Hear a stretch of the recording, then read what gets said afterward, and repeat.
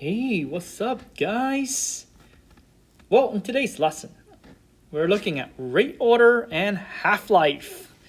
Wow, one of my favorite topics of all time. Really, it is. Okay, is it because there's a little bit of biology involved? Maybe. You guys know my love for biology is at an all-time high all the time. But this is actually a very good lesson. This is an excellent topic. A lot of real situation happening here. So, last time we spoke, we talked about rate law, and we were able to come up with rate laws. Okay? And you even notice, of course, that in each rate laws, there are rate orders, and they have something to do with the reactants and how the reactant depreciate. Okay? And the faster depreciate, of course, the faster the rate. The greater the speed of the reaction. So that's rate order. Now, today we're going to kind of stress upon the rate order part and its half-life for each order of reaction. So let's take a look at what this is all about. First, let's take a look at what are half-life. That's an interesting thing that you might have heard about it. You might have heard people talking about half-life, but what is half-life? Well, mathematically, okay, the variable for half-life is, people could put it like t and then subscript a half. Okay, but what this is the amount of time it takes for the original concentration to decrease by half. What do you mean by that? So let's take a look at this little graph right here. This is a nice graph. Okay, so at time 0, you started out with 1 molar concentration right here.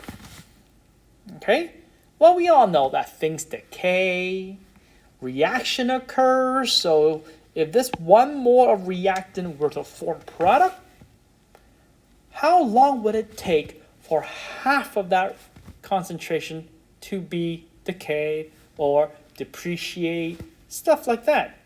So if you look at this reaction, this is the reaction. Okay, this is how the reaction goes. This is the decrease in concentration per unit time. As you can see, this is not a linear relationship, but it's sort of a curve. Okay, so what you're seeing here is that it starts out at the beginning of the reaction to be at 1 molar. Well, half of 1 molar is 0.5 molar. How long does it take to get there? Well, we say it takes 1 time interval. I never said anything about seconds, okay? 1 time interval to get from 1 to 0.5. This is 1 half-life. Okay, this is 1 half-life at this interval of time. So now we have 0.5. So what's half of 0.5? Half of 0.5 will be 0.25. So again, to go half of that, that's 2 time interval. What's half of 0.25? Well, that's 0.125 right here. And it takes 3 time interval. And that will continue. You would take half of this, and then half of this, and all the way up, of course, to your 5th time interval. So it takes. So in this graph, it's showing you, of course, that concentration obviously depreciate, okay, as the reaction proceeds. And at half the amount of the original is when we say this is 1 half-life interval. Okay? Hopefully you understand what we meant by half-life. Okay, so the time it takes for half the concentration to go goodbye. Okay, now we're going to do a lot of mathematical analysis for this, so make sure you pay close attention. But what are these things used for? When do we use these kind of things? Well, I know for biologists, radiologists, whoever they are, those guys who deals with fossil and stuff like that, they use this type of knowledge to determine the age of fossils. Like, how else do we know how long this dinosaur died a long time ago? We find a mummy somewhere inside a pyramid. How long was this mummy dead for? Die for? How long was this mummy dead for? How did they come up with this number, this age, man? Well, what they do is something called radioactive dating, and we'll talk about that in a sec. Okay, and that is based, of course, on half-life of this radioactive element known as carbon-14, because we know that carbon-14 has a certain half-life, meaning that there's a number which is representing a certain years where half the amount of carbon-14 would have been decayed in this dead body. Let's continue. So we learned about rate order. Okay? And this is a rate law stating the fact that the rate order is 0. Okay? Why? Because the reactant do not play a role in terms of the rate. The whole idea of the rate is solely determined by its rate constant. Hence, this is the 0 order rate law. Okay? And looking at, if you were to graph this out, this is what a 0 order rate law graph would have been like if you're looking at concentration per time. So as time proceeds, the concentration of your reactant will actually decrease, linearly. Okay? Which is easy to predict, very easy to predict. Okay? If you were to graph this from concentration versus rate, a 0 order will have the rate being constant, while concentration, depreciate. And the reason is very simple. As we mentioned right here, the rate has nothing to do with the concentration of your reactant. That is 0 order rate laws. Well, the one that we're mostly interested in is actually first order. But let's just finish off 0 order by looking at some of the mathematics involved. So in general, looking at this line right here, we can come up with some sort of equation. You may be thinking to yourself, what is this? No matter. No need to be scared. This is really just representing this. That as time proceeds, how will concentration change as the reaction goes to completion? What will happen to the concentration of your reactant? What will happen to A? And this is the equation. Let me just state what some of these variables mean. So AT. So what you need to know is that generally we're saying A reacts to give you B. Let's just say. And the rate is definitely have something to do with A. But of course, at the same time, not really dependent on it. So what AT is final concentration at time, let's say T, at a certain time, a certain number of seconds or hours or years. Yeah, we'll be talking about years. K is your rate constant. We've seen that before. T is time. And this A right here is talking about initial concentration at time equal to 0. Oh, I just noticed I spelled final wrong. What a goof. Okay? So if you want to find what is the concentration of this reaction at, I don't know, after 3 seconds, you can plug 3 in here. Hopefully you know what is the original concentration. Hopefully you know what is the rate constant, and you should be able to find the final concentration for a zero order rate law. Now, those of you who are mathematically savvy, I'm going to blow this up a little bit. Okay?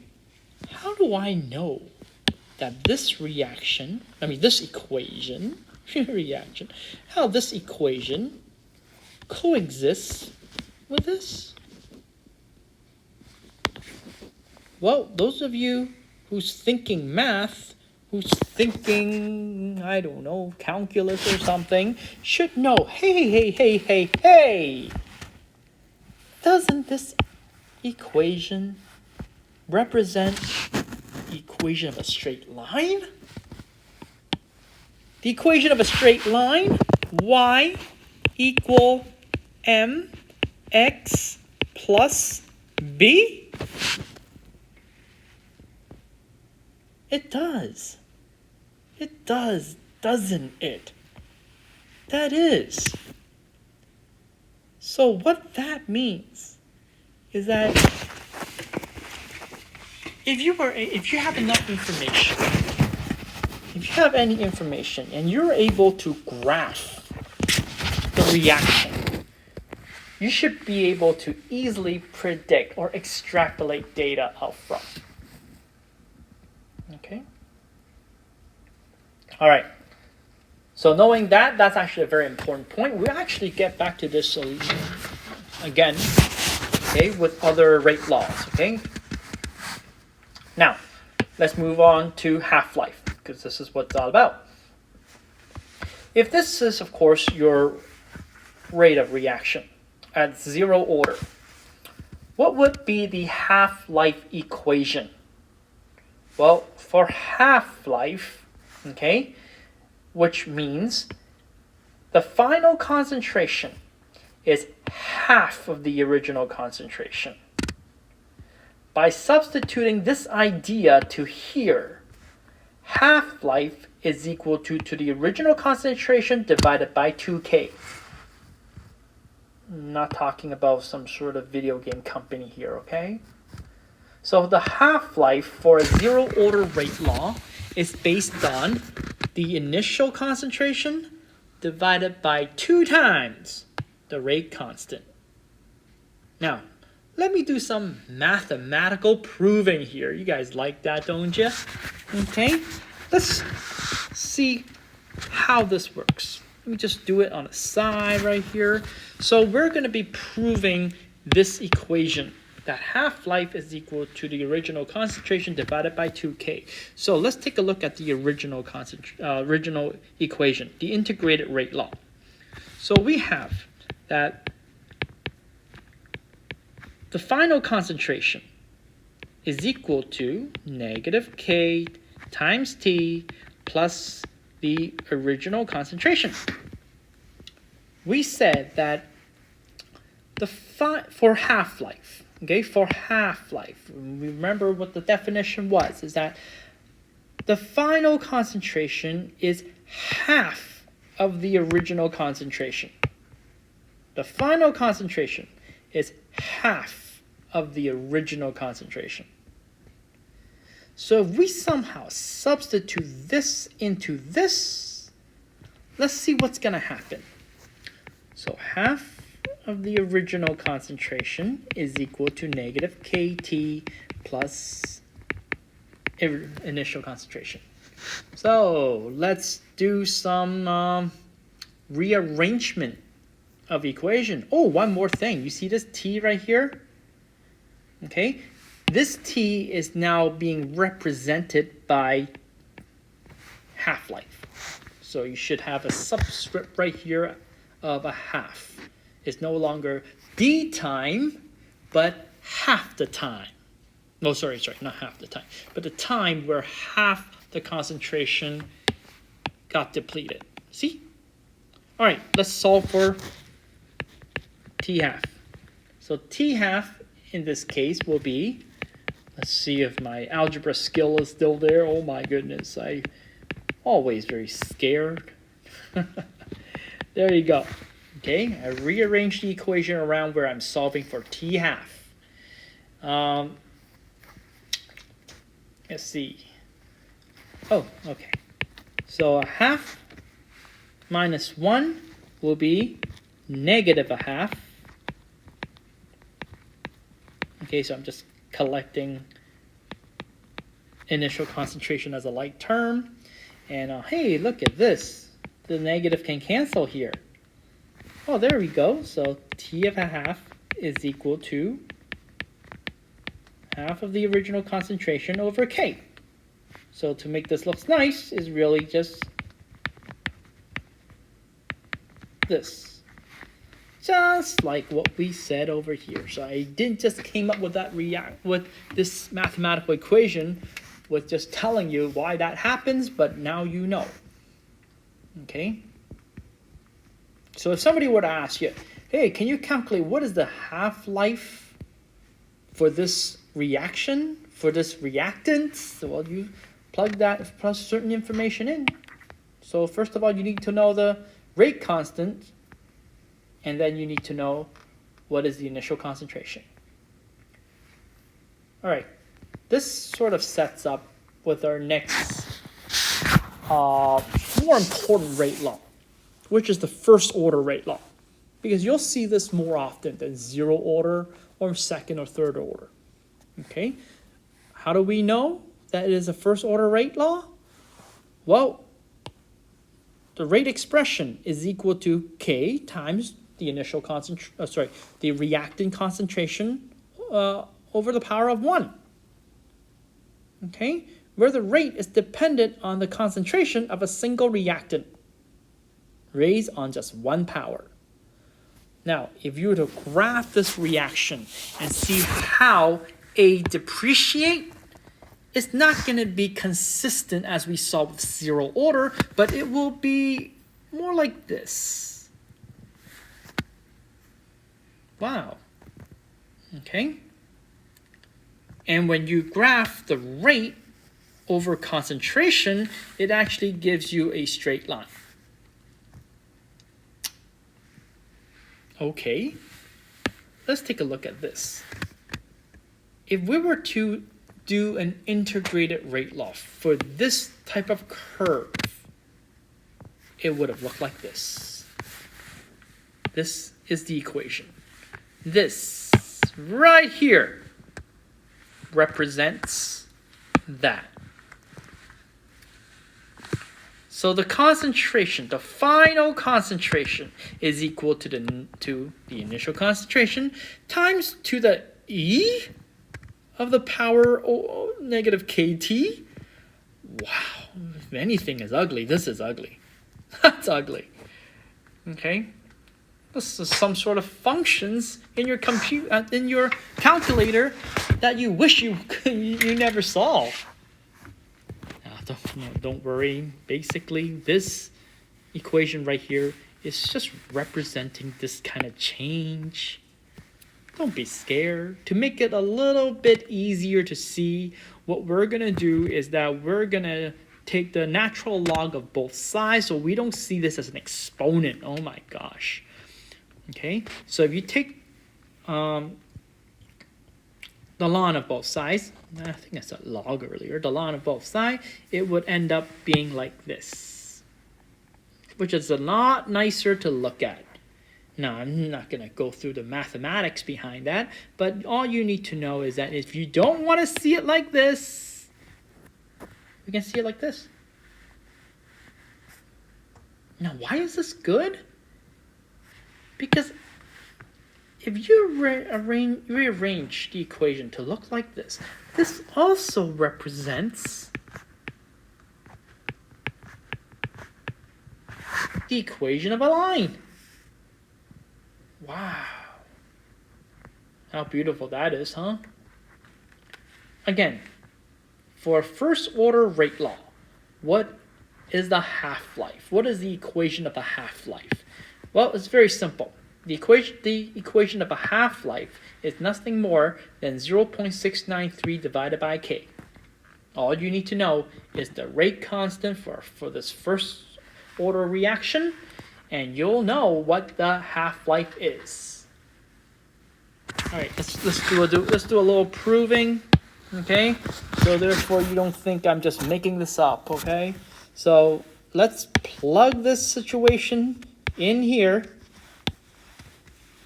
and see where it brings us. So that would be ln half of AO is equal to negative KT½ plus ln of AO. Okay, so if we're solving for T½ I would rearrange my equation to look like this. Minus ln of AO, oh my gosh, divided by negative K. I can tell you right now, I'm not that good with algebra. But I know enough to make this look better. Because some dude told me that the ln of x minus the ln of y is equal to the ln of x over y. Some dude told me that, I forgot when. Must be a long time ago.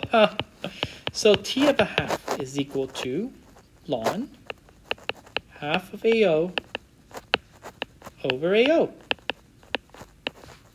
over negative K. Okay? Now. This is the cool part. I love this part. This is where you think, I can scratch these out. The quotient of each other, I can easily just scratch them out. So this becomes T½ is ln of 0.5, because that's what half is, over negative K. If you evaluate what ln 0.5 is in your calculator, that's 0.693, which is 0.693 over K. Just the negative would have canceled. See? Just like what I said here. So I didn't just give you this for no reason. There is obviously a purpose. And this is the proof. Okay? This is a good idea. This is a very cool idea, by the way. There's going to be a question later on where I'm going to be asking you to exercise that idea. And that will be, I guess, one of these two examples that I'm going to be showing you how to do. So let's take a look at example 1. Let's put these theory into good use. Okay? So let's take a look at question A. It says the first order rate constant for decomposition of a certain antibiotic in water is 1.65 per year. Okay, this is actually a very important thing to note. Okay, this is a very important thing to note. It says a first order rate constant. First order. So you know that this reaction is dependent on the reactant, on the concentration of the reactant to the power of 1. And also you know which equation that you need to use.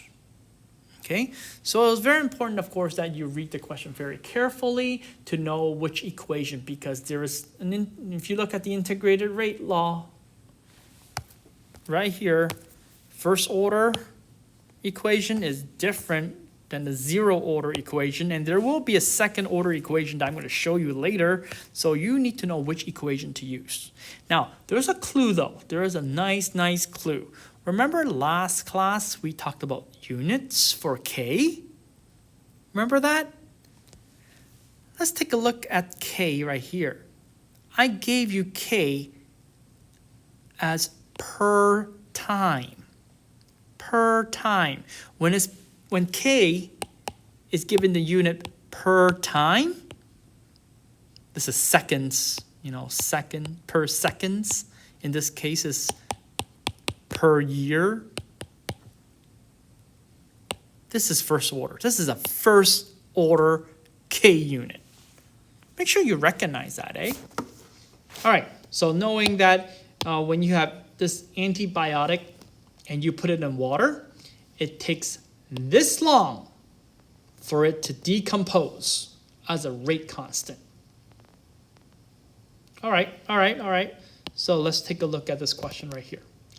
So if you have 0.006 molarity of this antibiotic, how long, if you're storing it, okay, if you're storing it for 3 months, which is a quarter of a year, what would its final concentration be? There's a thing, and you should know this. Whenever you're given antibiotic, take it all. Don't store it. There's no point of storing it. I'm sure your doctors have told you before that, hey, here's 2 weeks worth of antibiotic. Make sure you finish it. Make sure you finish it. Not only the fact that that antibiotic decomposes, not just that, but it's also not a good idea to have antibiotics lying around. Not just that. The germs inside you, the bacteria inside you might have not all gone killed yet. They may be dormant, and they have the ability, of course, to come back. You want to make sure if you're going to eliminate, you eliminate them all. But that's biology. You don't need me to tell you any of these things. But here it is, okay? So let's take a look at the variable here. We know that K is equal to 1.65 per year. We know that the initial concentration is 0.006 molar. I want to know what is the final concentration if time was 0.25 years. A quarter of a year, that's 3 months, and that's 0.25 of years. One thing is for sure is that make sure this and this is consistent. Eh? They're both years, or else this is not going to make any sense. So let's put in the first order equation. Okay, so that will be negative KT plus ln of AO.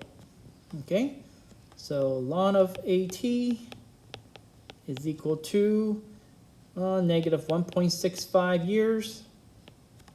Okay, times, well, not year, per year, times 0.25 years. So years cancel, plus ln of 0.006. Okay, let me just quickly finish this off. This will actually give you 0.00397 molarity. I'm skipping all the math here. I'm sure you guys can do that on your own. Now, after you get the answer, you need to tell me that this makes sense. That as this antibiotic goes through decomposition, there should be less and less and less antibiotic. So if you start it with 0.006 molar, your final concentration better be lower than that number. If your answer is bigger than this number, you know something went wrong. Maybe you forgot to inverse ln, whatever this is. Huh? Right? By the way, inverse ln is just e to the power. So whatever this is, you take e to the power of this. It will give you this number. Okay, so a lot of people forget to inverse ln, whatever this is. And they come up with the answer, and you'll be saying, hey, my answer don't make any sense. I'm expecting a number that is lower than this because my reactant was decomposed. Of course it's going to be lower after time t. And it is. Okay? And it is. 0.00397 is smaller. So after 3 months, your antibiotic went from 0.006 molar to 0.00397 molar. Hey, almost half the concentration. Hey, almost half the concentration. Let's do part B. Part B. Okay. How long would it take? Oh, okay. You're looking for T, huh? How long would it take for the concentration of the solution to drop to, whoa, AT is 0.00001 molar, while AO is still 0.006, okay? K is still 1.65 per year. Wow. How long would it take for the original concentration to drop to almost nothing? This is a very tiny number, I'm telling you. How long would this process take? All right. Again, it's a first order rate reaction because we know for this fact. Let's plug this in. So this will be ln of 0.00001 is equal to negative 1.65 t plus ln of 0.006. All right. Rearranging the equation, we will know that t is equal to 3.88 years. If you want, you can plug this number back up there and see if you get 0.0001. But I won't. So it will take almost 4 years for your antibiotic to go down to this concentration. Very nice question.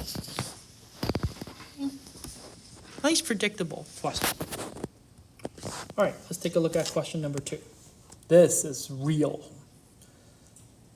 This is very biology-like, as you can see. Okay, carbon-14.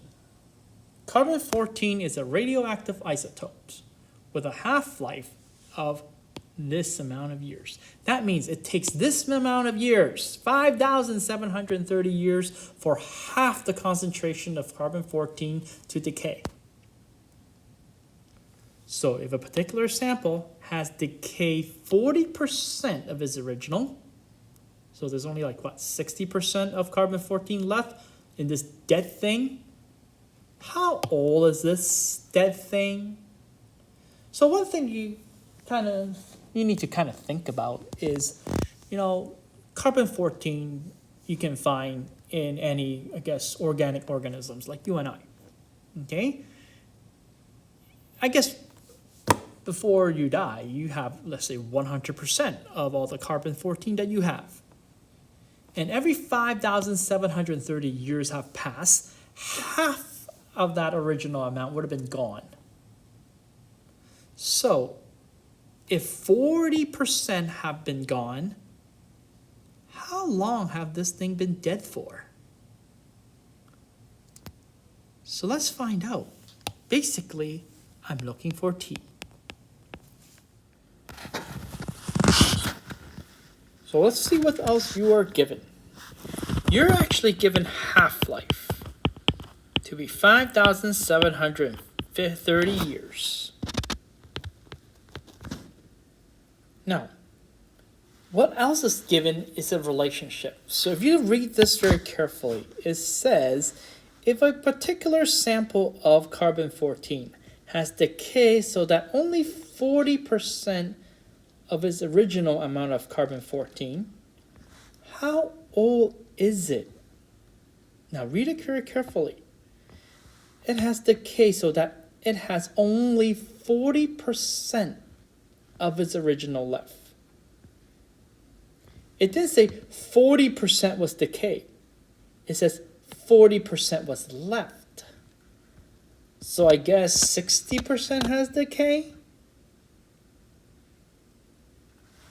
Now, write that relationship down. What that means that AT is actually equal to 40% of whatever AO was.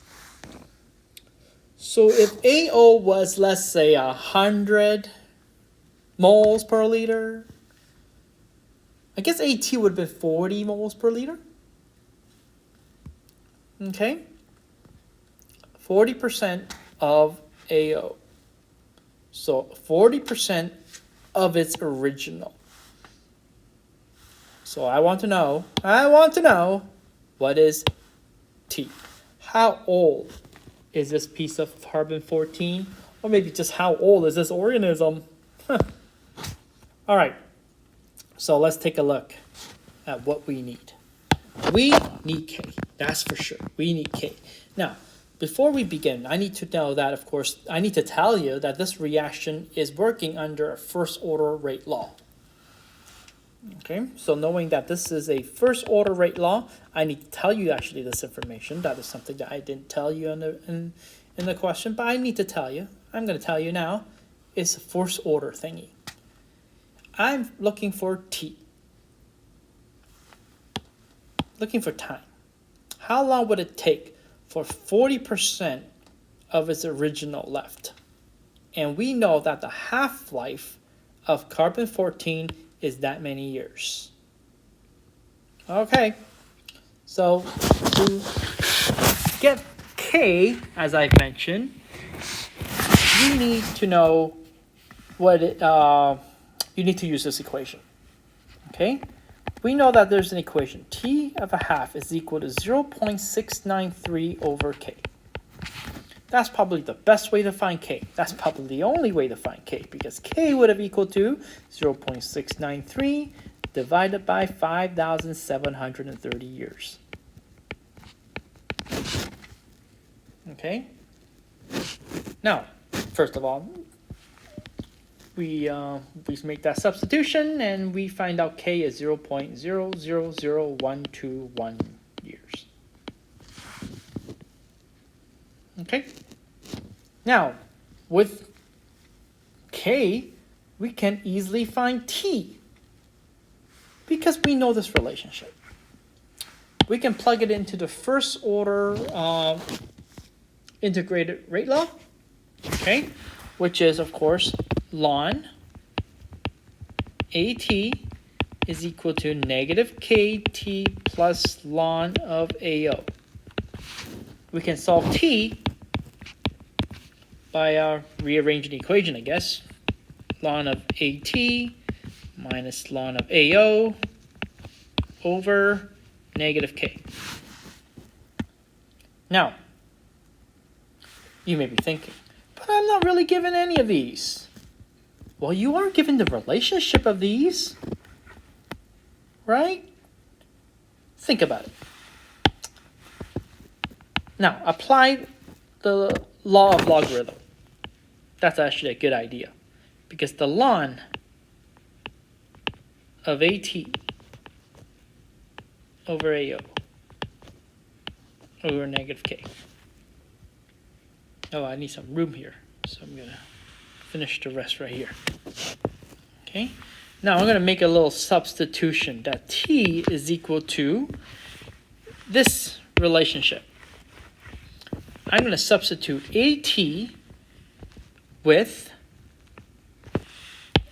0.0 ln of 0.4 of AO. Okay, so I substitute AT with 0.4 AO because that's exactly what AT is, right?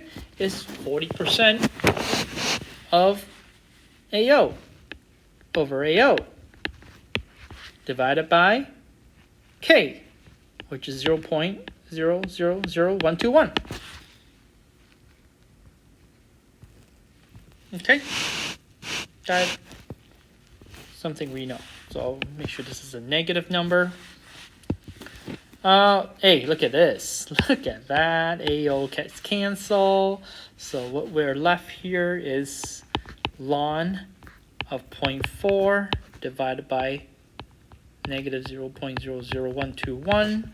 This is going to give me 7,573 years.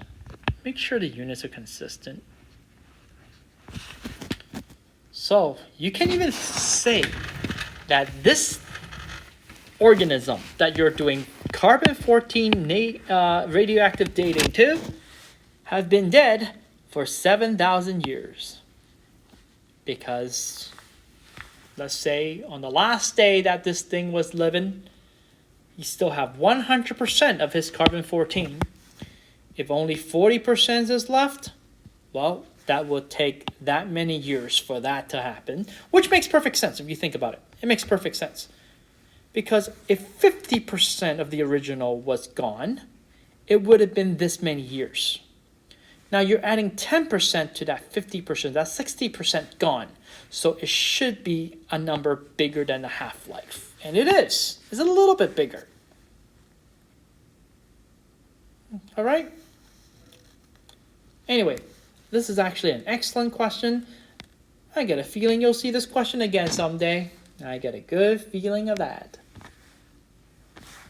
All right, let's finish this lesson off by looking at second order rate law. If you look at the second order rate law, it looks kind of like the first order. If you look at its concentration versus time graph, but instead, the initial decrease is not as steep because first order was actually like this. Second order, it's steep, but not as steep. Okay? And if you were to look at the rate over concentration, if the rate actually shoots up exponentially, that's not surprising. Because if you look at the reactant, the concentration of the reactant is second order. What that means is that the rate is so dependent on the concentration of the reactant. All right, knowing that, I'm just going to tell you that the integrated rate law will be this right here, which is still can be said as y equals, kind of do this a little reversely here, but no big deal. And a half-life, if you were to substitute this into here, would give you 1 over k times the initial concentration. And hey, there's really no need to do an example for this because I'm certain that you guys are okay with the other examples. So let's call it for the day. Okay, so in summary, these are, of course, your summary. Example and example 2. So be able to find final concentration of something when you're given initial concentration. Be able to find how long something has been decaying, okay, given the amount of whatever that is left. Anyway, we'll talk about reaction mechanisms tomorrow. Bye, guys.